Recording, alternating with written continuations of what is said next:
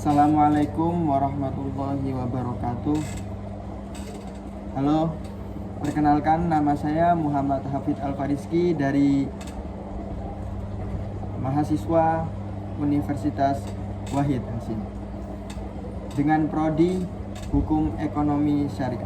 Di kesempatan kali ini kita akan membahas sebuah tema yang menarik, yaitu media dan metodologi dalam kajian Ulumul Quran, review literatur visual. Mengkaji Al-Quran di era modern membawa tantangan tersendiri. Mengapa Ulumul Quran begitu penting? Jawabannya ada pada kesenjangan historis dan geografis. Kita hidup lebih dari 14 abad setelah wahyu turun. Tanpa Ulumul Quran seperti asbabun nuzul atau ilmu tentang turunnya ayat, kita akan rentan terjebak dalam penafsiran yang serampang. Tujuan dari kajian literatur visual ini adalah untuk melatih kita menganalisis literatur klasik maupun modern tentang ulumul Quran. Lebih dari itu, video ini hadir untuk mengintegrasikan teks akademik yang kaku dengan visualisasi manuskrip, artefak, dan infografis, sehingga menyajikan ilmu dengan pendekatan multimedia yang segar dan kreatif. Oke, mari kita masuk ke bagian kajian literatur. Tradisi kajian Ulumul Quran bertumpu pada pilar-pilar kitab klasik. Dua ensiklopedia paling monumental yang menjadi rujukan wajib adalah kitab Al-Burhan fi Ulumil Quran karya Imam Az-Zarkashi dan kitab Al-Itqan fi Ulumil Quran karya Imam Jalaluddin As-Suyuti. Keduanya memetakan puluhan cabang ilmu Al-Quran secara komprehensif, mulai dari sejarah turunnya hingga tata bahasa. Namun, literatur terus berkembang. Dalam studi akademik kontemporer, fokus literatur modern mulai bergeser pada isu-isu kodifikasi mushaf, metodologi penelitian Al-Quran, dan tafsir tematik atau maudu'i. Jika literatur klasik cenderung menganalisis Al-Quran ayat per ayat secara berurutan, literatur modern lebih berfokus pada pendekatan tematik untuk menjawab problem sosial, politik, dan sains kontemporer. Jika kita analisis perbandingannya, literatur klasik sangat kuat dalam hal fondasi, riwayat, sanad, dan kaidah kebahasaan. Sementara literatur modern menawarkan pisau analisis multidisiplin dan lebih responsif terhadap isu-isu kekinian. Kajian Ulumul Quran tidak hanya tentang konsep abstrak, tetapi juga tentang pembuktian material. Inilah saatnya kita melihat visualisasi sejarah peradaban Islam. Pada masa Rasulullah SAW, wahyu tidak langsung dibukukan. Para sahabat menuliskannya di atas media yang tersedia di alam gurun.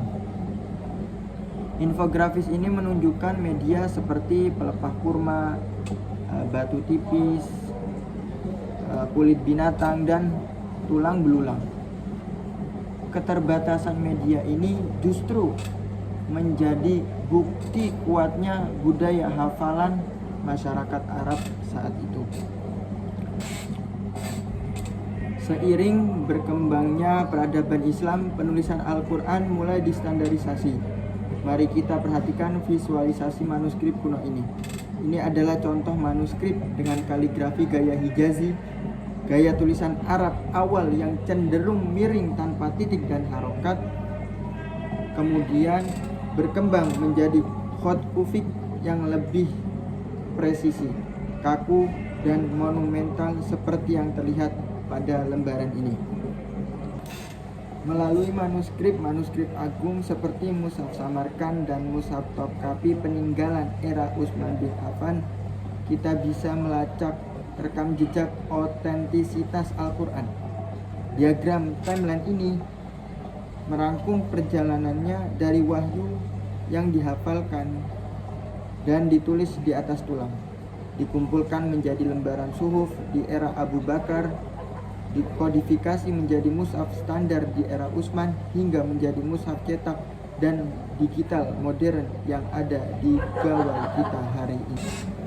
Lalu, apa relevansinya mempelajari ulumul Quran di era studi Islam kontemporer? Jawabannya, ulumul Quran adalah benteng intelektual ketika banyak orientalis mempertanyakan keaslian teks Al-Quran. Data visual berupa jejak arkeologis, manuskrip, dan sanad hafalan membantah keraguan tersebut. Disinilah letak peran strategis kita sebagai mahasiswa dan generasi penerus. Kita tidak boleh hanya menjadi konsumen teks pasif. Kita dituntut untuk mampu mengawinkan kekayaan intelektual kitab klasik dengan teknologi visual kontemporer. Mempelajari sejarah Al-Quran bukan sekedar mengenang masa lalu, melainkan menjadikannya metodologi hidup untuk menjawab tantangan zaman.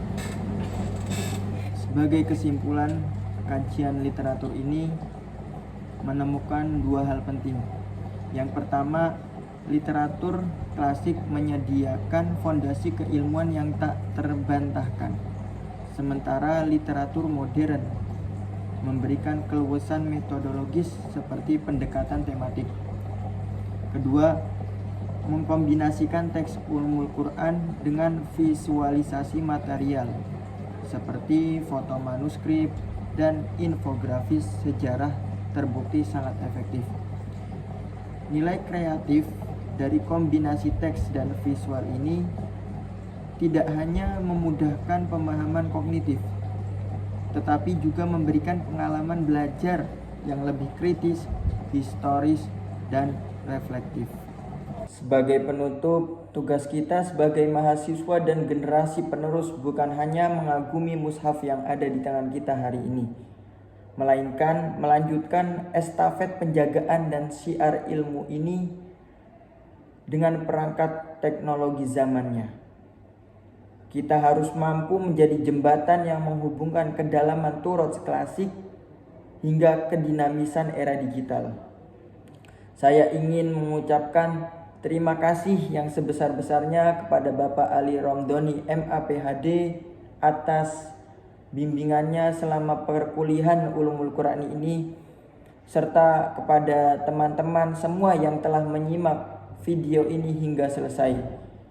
Mohon maaf atas segala kekurangan dalam penyajian ini.